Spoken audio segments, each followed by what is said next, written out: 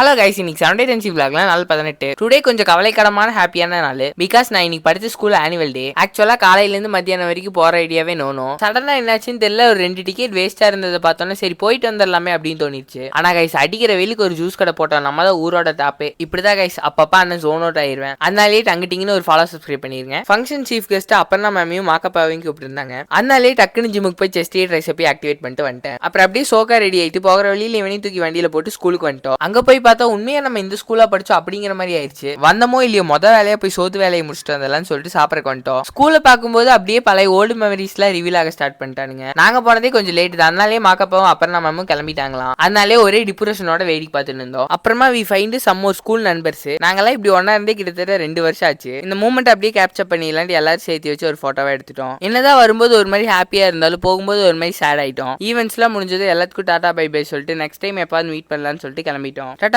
By.